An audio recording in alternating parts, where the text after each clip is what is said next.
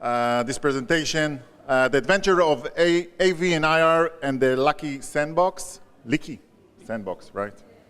And for that, I will introduce Amit Klein, the notorious Amit Klein, and Azouri. Enjoy the session.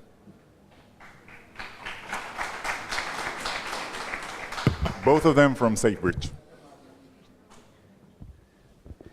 Thank you. So, ladies and gentlemen, welcome to this morning session about the adventure of antivirus and incident response and the Leaky Sandbox. With me, like I said, is Azouri, researcher in the SafeBridge Security Lab research team, and myself, Amit Klein. So you can read a bit about Dor. And this research was also conducted together with Itzik Kotler, our venerable CTO, is not here, he's in the West Coast. And some boring words about myself. And let's begin. So the presentation is split into two parts. The first part is research that Itzik and myself conducted last year and presented at Black Hat and DEF CON. And the second part is research by is a follow-up research by Dor conducted in 2018. We'll begin with the first part, of course. And for this part, we would like to look at what we define as a highly secure enterprise. We actually define that by its network topology or access restrictions, and we have two variants. The first variant is an enterprise wherein the endpoints have restricted internet access. That means that the endpoints of the enterprise, the workstations, cannot access just any internet host, but rather only a small closed set of hosts that are really necessary for the proper functioning of the endpoints. I'm talking about hosts like the Microsoft update servers, the antivirus update servers, and antivirus reporting servers, and things of that nature, update servers of various legitimate software. But in such case, the endpoints can't just say browse to Ynet, COIL, or Google.com even. Only to those to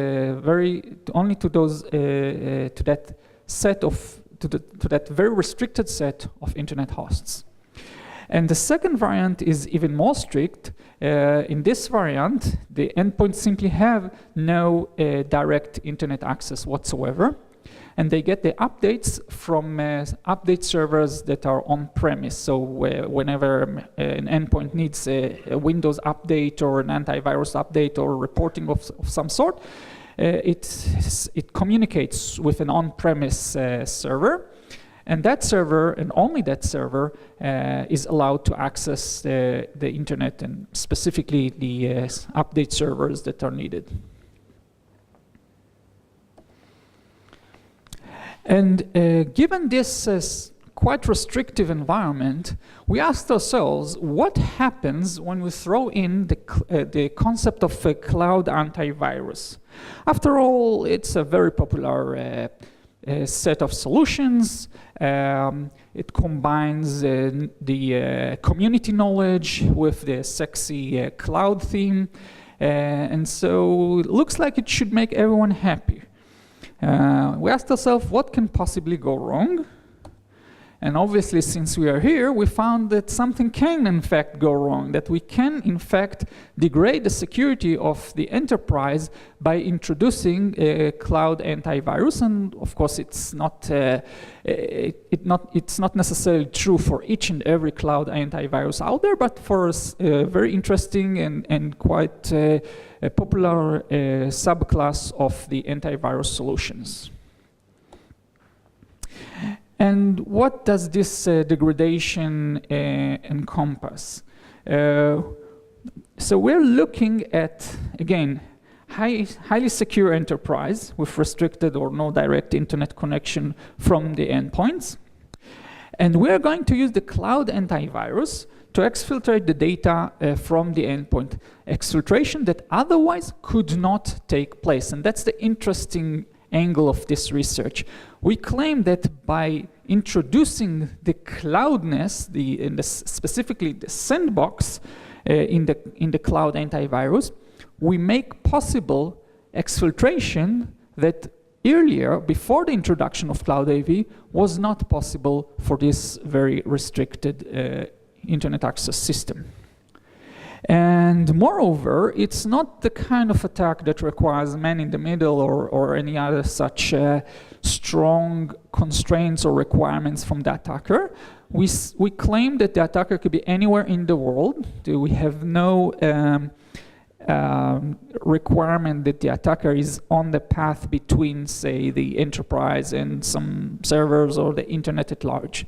So it really is a viable attack that requires very little in terms of attacker preparations or attacker effort.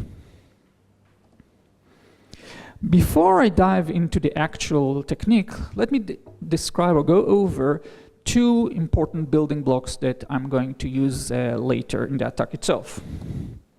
The first one is triggering an antivirus event. And this is somewhere counterintuitive. After all, attackers typically work very hard to avoid triggering the antivirus product. But in this case, it is in fact part of our attack technique. And we do, of course, as you can imagine, there are tons of ways to provoke or to trigger an antivirus product. In fact, people already made quite comprehensive lists, and one of them, one of the good ones, is the Art of Anti-Detection by Ege Balsi. And we are actually going to use only two very simple, almost trivial triggering techniques. One is writing the EICAR file on disk. Now the EICAR file, if you're not familiar with it, is a piece of 68 bytes known to every antivirus vendor in the world. It's the de facto agreed upon non-malicious malware. It can't run, but it should trigger each and every AV product in the world. So an obvious triggering technique for us. And the second one is, again, one of the oldest tricks in the books. It's just writing a suspicious file under the Windows startup folder, thereby attaining persistence for the file or the process. Obviously, a telltale sign for antivirus that something suspicious is going on. And those are two triggering techniques. I should stress that there are many, many triggering techniques, some of them more sophisticated, some of them are as trivial as those two. And because we are lazy, we decided to focus on these two and prove our point. But of course, improvements can and are encouraged to be made. The second building block I'm going to touch is simply exfiltration from an unrestricted internet-connected machine. Like I said, in our case, the endpoints have serious internet restrictions, but let's assume for a second that we want to exfiltrate data from a host that is connected in the most natural, native way to the internet without restrictions or with very few restrictions. How are we going to do that? Well, again, there are many, many possibilities. It's not something that we invented. People described lots of techniques to do that, some of them more subtle and stealthy, others are obvious. We chose again to implement two rather obvious techniques. One is simply sending HTTP or HTTPS requests directly to the attacker's host. The other one is a bit more sophisticated, involving DNS, and the idea here is that the attacker registers a dedicated domain together with an authoritative name server in the attacker's control. And the attacker then forces DNS resolutions containing host names or subdomains that are in themselves the payload to be made by the exfiltrating machine. And if you're familiar with the DNS infrastructure, such queries, such DNS queries, eventually get to the attacker's authoritative DNS server, where they can be collected, glued together, deserialized, and voila, you get your payload back at the attacker's server at the other side of the world. So these are the two exfiltration techniques that we are going to use. Again, there are many exfiltration techniques. We just implemented those two to prove our point. Again, there's a lot of potential in exploring other more sophisticated exfiltration techniques. So let me just remind you what our assumptions are concerning the setup that we are going to attack. So we have an antivirus agent installed on the endpoints, and that agent submits to the antivirus cloud any unknown or suspicious executable files, obviously. And it can do so directly via establishing an internet connection, TCP connection, say, or UDP, directly to the cloud antivirus server. Or it can do so indirectly by reporting the suspicious file to the AV management server, which is on-premise, and have that server communicate to the cloud AV service. Now, the cloud AV service takes the file that was submitted and runs it in a sandbox to further inspect its activity, to learn its features, to understand its behavior, and thereby obtain a better estimation or better assessment of that file, whether it is malicious or non-malicious or requires further manual inspection.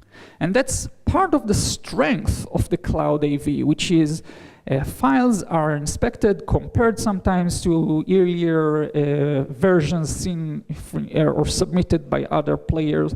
So that's part of the strength of the cloud AV offering, actually. So we are talking about an inherent and important feature of cloud AV, the sandbox execution.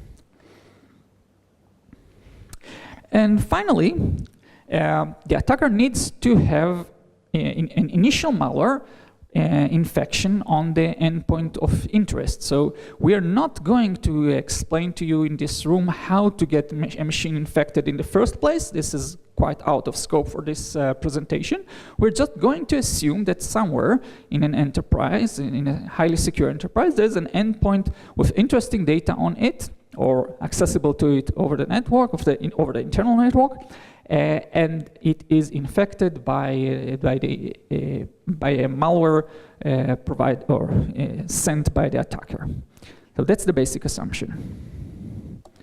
Now, given those assumptions, what is the technique that can exfiltrate data? Well, the technique or the method involves two components. The first one is the initial infection, which we called a rocket. The rocket infects the endpoint, collects the data, and it has also a copy of another smaller and simpler malware we call satellite. And we'll see in a moment how it works, what is the importance of the satellite, and how the rocket and the satellite work together.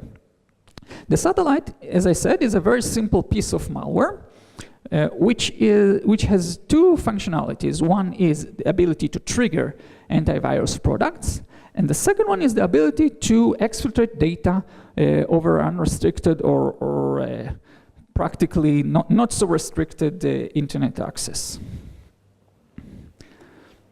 As I said, the basic assumption is that the endpoint machine is infected with the rocket. As you can see, the rocket in the laptop at the left-hand side contains a little copy of a vanilla satellite inside it. That's the little satellite red and yellow icon inside the rocket.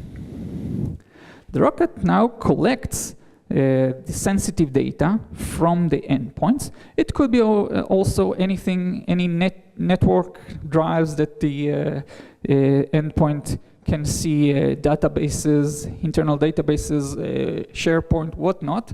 Anything that the endpoint has access to, the rocket has access to as well, and can be collected and packed by the rocket. The rocket then writes the data from the collected data to the satellite's binary, and writes the satellite binary on disk, and then executes it. Now, keep in mind then that the satellite now contains data. It is no more longer in its vanilla form. It contains data from the endpoints, from the endpoint, sensitive data from the endpoint, embedded in the file, in the binary. The satellite then runs its first functionality, which is triggering the antivirus product. And obviously, the antivirus product sends this suspicious file up to the cloud antivirus for further inspection. And the antivirus cloud runs the satellite. When I remind you that the satellite contains sensitive endpoint information. And the cloud AV runs this satellite binary file, suspicious file, in its sandbox. The sandbox has internet connectivity, and therefore now the satellite can run its second functionality, which is exfiltrating data via, say, HTTP post or DNS back to the attacker. And voila.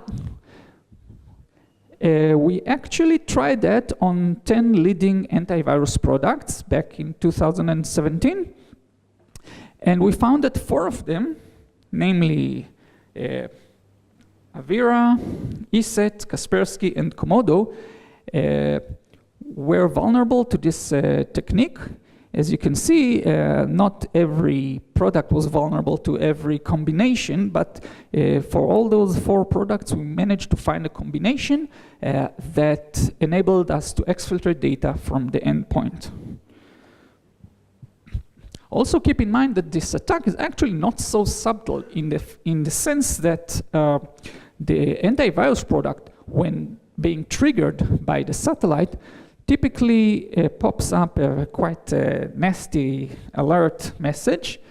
However, it's already too late in the game because the file is making its way to the cloud antivirus in an asynchronous manner, and the anti-cloud virus runs it in the sandbox already out of the organization control, and the data gets exfiltrated regardless of this alert. So we did the right thing, of course. We notified the vendors, and 3 vendors chose to fix the issue, namely Avira, ESET, and Komodo. In fact, ESET even provided us with a very nice thank you letter. Kaspersky, on the other hand, gave us a bit of a confusing answer, saying that they are not going to fix it, but in fact there is a flag that clients should use. But it really, so you can read their answer here. It's quite an interesting read, I suppose, in corporate jargon.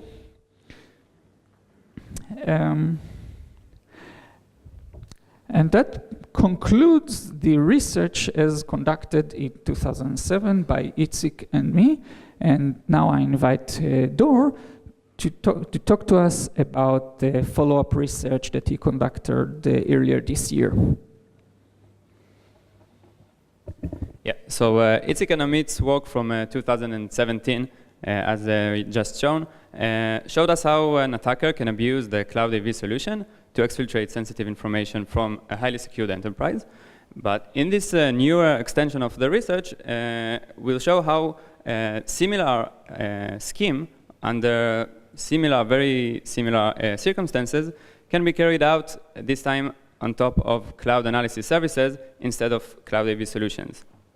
And when using the Cloud AV analysis, the cloud analysis services instead of the Cloud AV solutions, we show how we can actually exfiltrate the data even when the sandbox itself is also deprived of internet access. So who uses online analysis services? Of course, the majority and the more popular usage is by you, the security community, security professionals, and the different security teams inside the enterprises who use it regularly to upload, inspect, and analyze files, suspicious files, and other kind of files. And the second branch, I think, is the companies and security products who use and sometimes even have a contract with VirusTotal or any services alike to use their sandboxes, their actual sandboxes and their report engines to analyze files as part of the security product backend. You don't always know that, but at the background, sometimes it happens. And actually, the approach shown by Amit was also tried with some of the engines, VirusTotal, Payload Security, and Joe Security.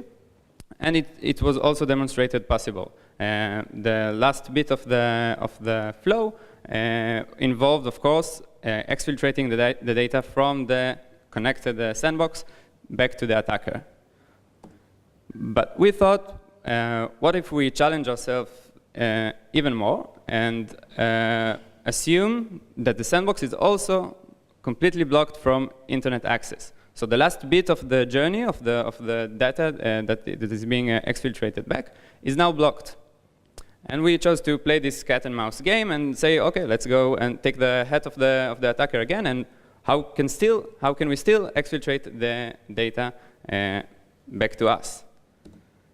So the answer, yeah, the data cannot be transferred directly to the attacker. He cannot sit at home and wait for a connection. But we can still retrieve the data, and we'll show how.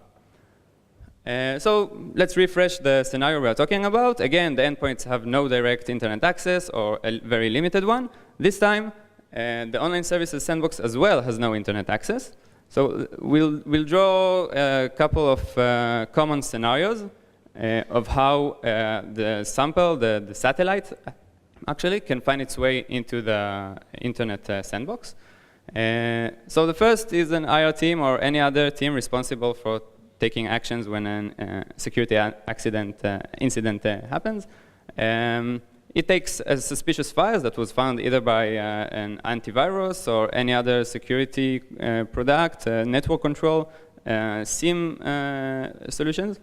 He takes the suspicious file and uploads it to VirusTotal or hybrid analysis or any other service alike to get a first impression, both on the very internal doing of the sample and also about the community knowledge. The second, like we said, a security product who uses one of the services in its backend and sends automatically suspicious files to the service. And the third is, again, you, the security community. I know, and probably many of you also know, how common it is to share samples, and samples go from hand to hand when there's a new threat. We are eager to find the samples. They go from hand to hand. And it's pretty plausible to assume that at one point, the sample, which is our satellite, will get uploaded to one of the services at some point. So we have the same mission. We want to show how we can degrade the security of the highly secured endpoint using the very solutions that are made to defend it.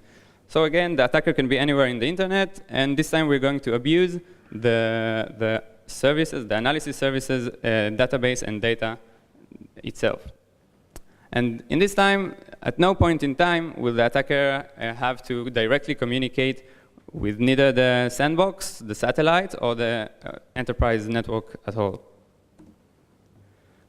We start with the same stages. The attacker infects the endpoint with the rocket, and as explained before, the rocket collects the sensitive data and embeds it in some way into the satellite. It writes the satellite and executes it, which triggers an AV event, but we're not only limited to that. Like we said, any other policy that makes someone in the organization to think of it as suspicious and upload it to the online sandbox. It gets uploaded, of course, and the sandbox starts to run it, to execute. This time, we are looking at the effect of what happens in the site's database. Of course, the analysis and all the artifacts produced from it are saved to the database and are available to any user who has API access or any other interface to browse it. One of the users is the attacker, who uses his own knowledge of which is the satellite he or she accepts, and finds the satellite and obtains the data from it. We divide this whole scheme to 3 different components, the main building blocks. The first is how to embed the desired data that was collected.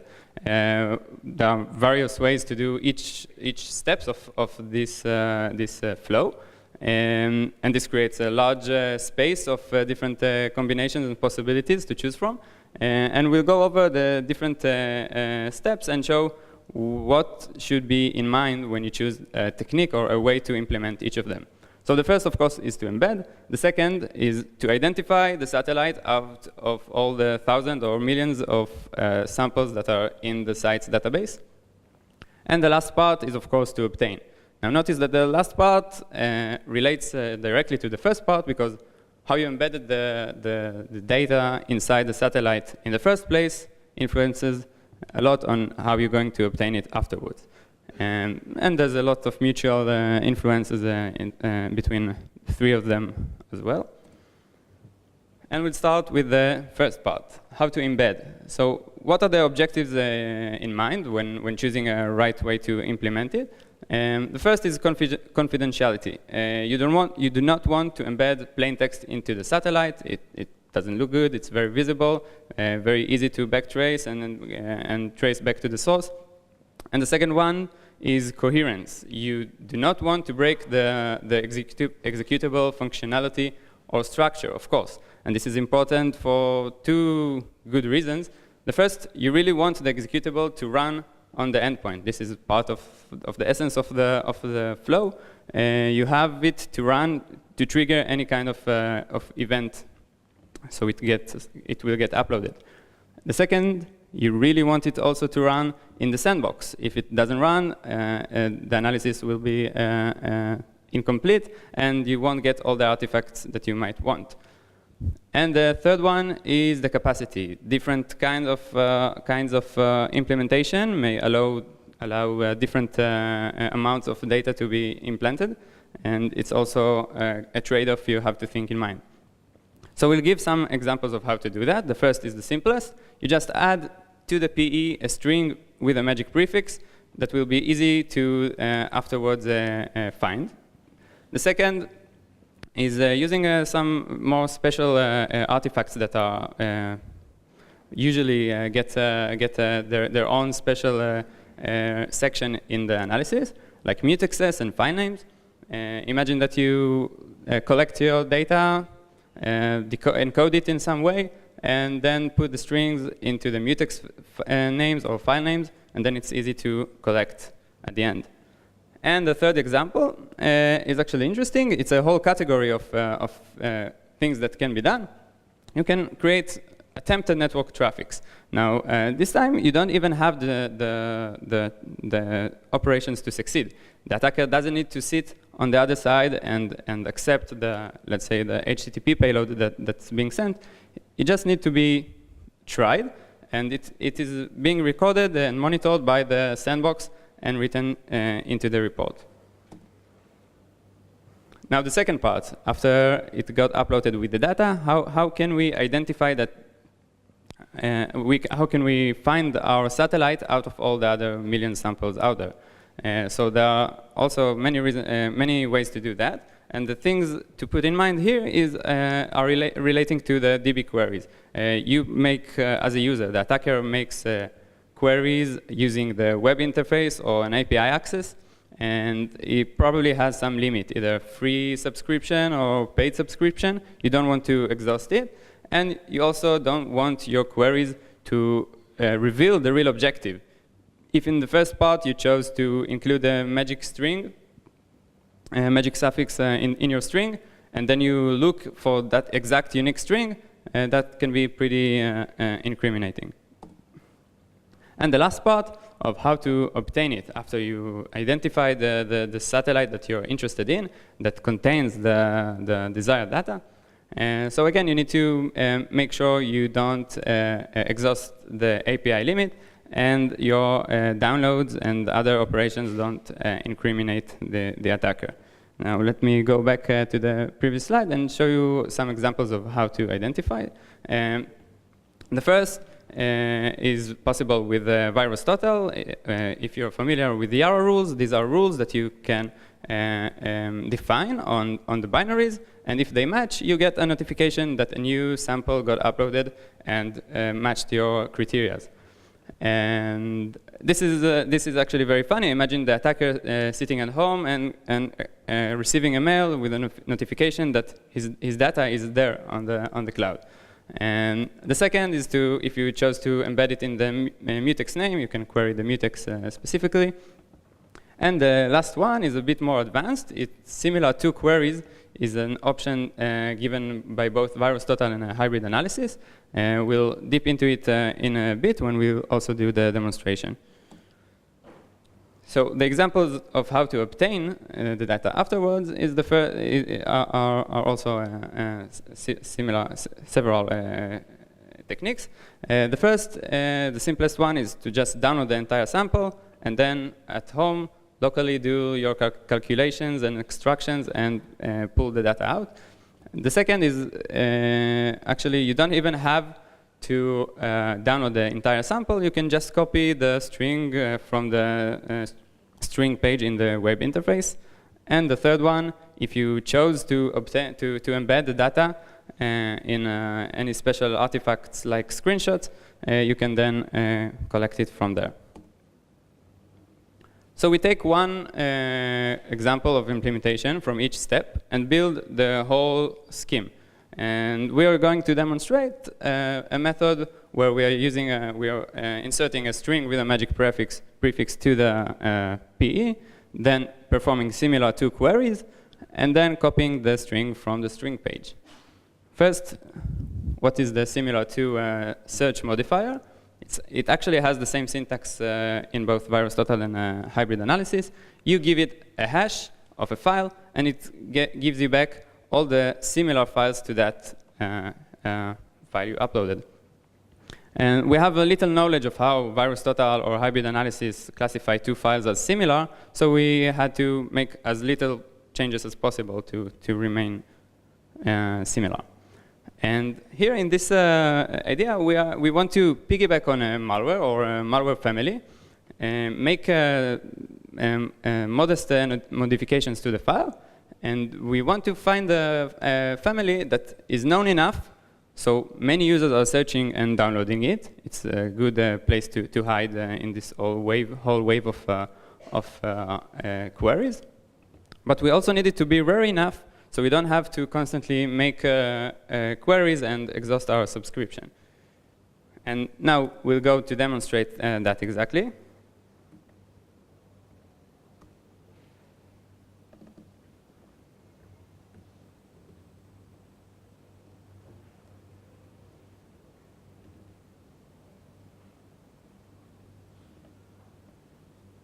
So the first part is choosing adequate malware or malware family. In this case, we are choosing the Ryuk ransomware that's in the wild very recently. It's good because, as we'll show in a minute, when we look for similar files, we get only five results. And we'll see the results. There are only 5 results of similar malwares to that. As you can see, all from the last month. We just choose one of them. We download it.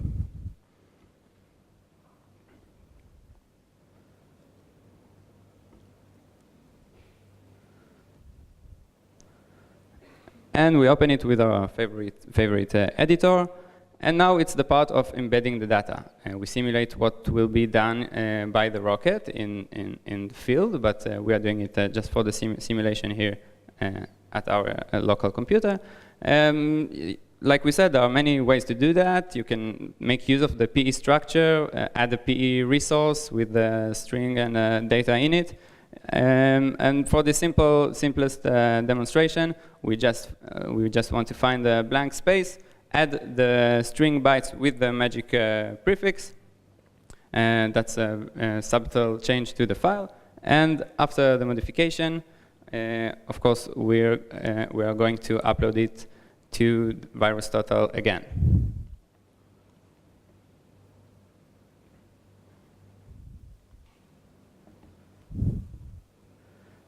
So when we upload it again and then wait a couple of seconds or minutes for the analysis, we'll see how the results that are showing are very similar to the original file.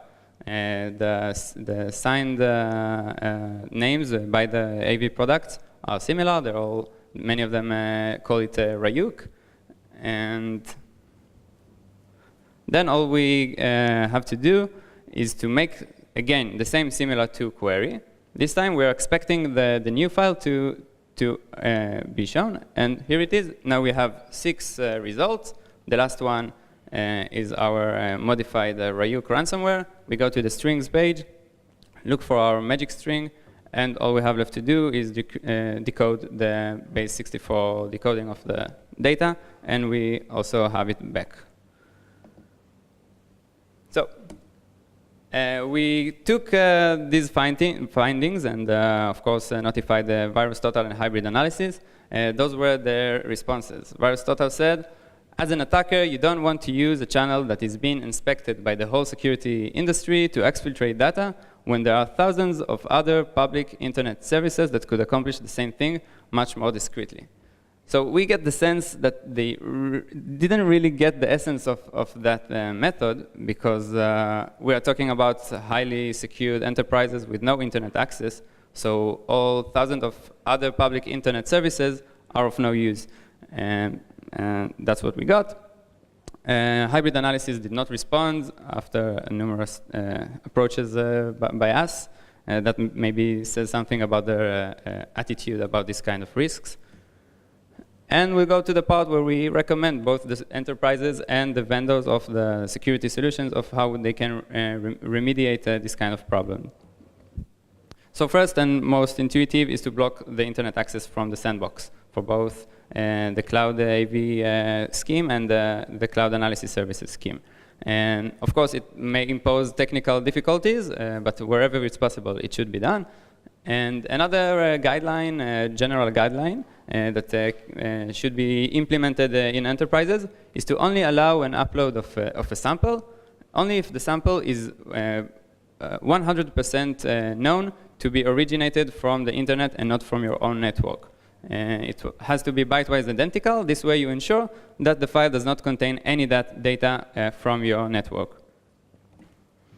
And some suggestions for cloud analysis services.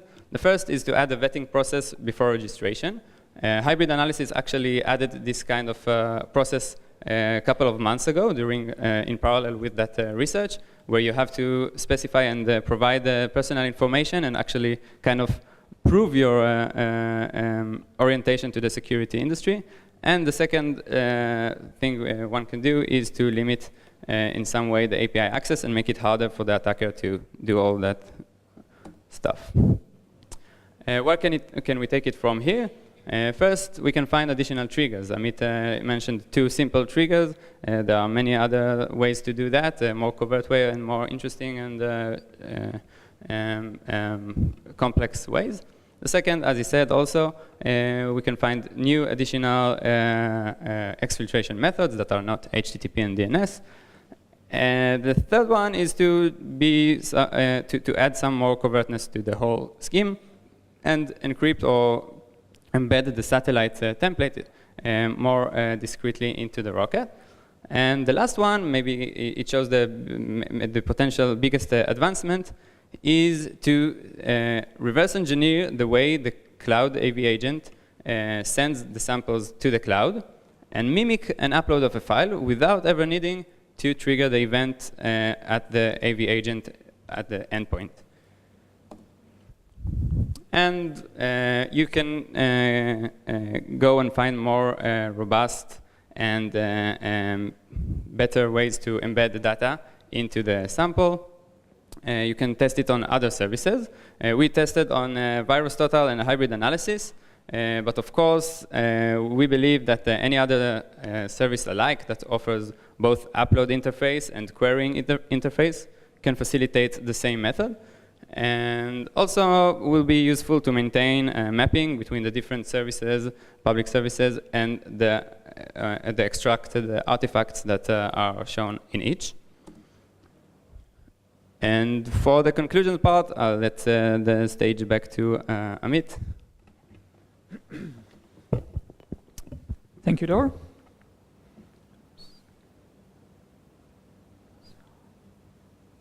Just a second. Better.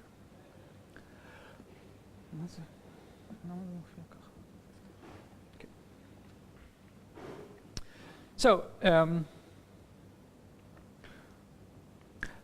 what we've learned in this research is that when antivirus products use internet-connected sandbox, it can actually facilitate exfiltration, even from highly secure enterprises.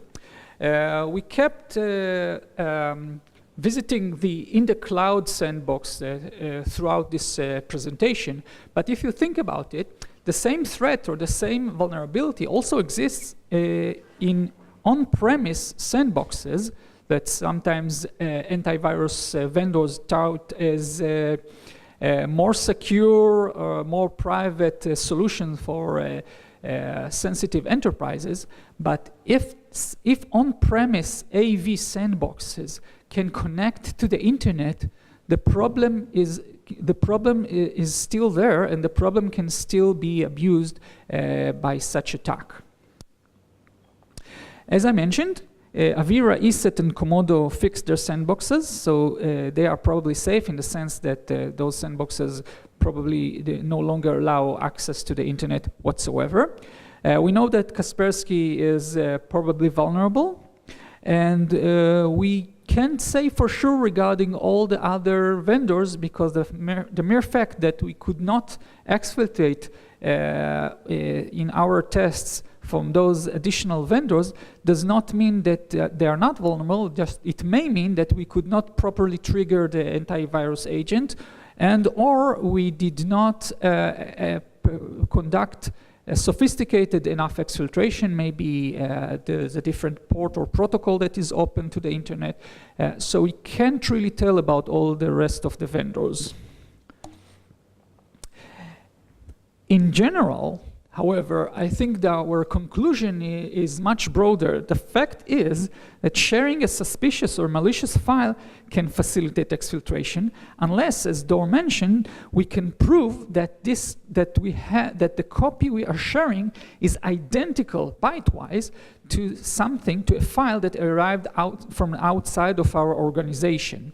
If we cannot prove that, if we can't know that for sure, then it may contain embedded sensitive information. And so when we are talking about sharing such files, we need to think about online and cloud scanning facilities and analysis services like VirusTotal, and also any sample sharing at large. You have a third-party analysis vendor, you have your favorite pet expert in the Philippines that you send files for further analysis. Anytime such file leaves your organization, it may pose a hazard, a security hazard in the form of exfiltration of sensitive data, which is, I believe, quite an eye-opener, because this practice is probably carried out in a lot of sensitive organizations. And that's the main conclusion of this research. We'd like to thank Yoni Friedberg for helping us setting up the antivirus lab. And with that, if you have questions, now is the time. Yes, please.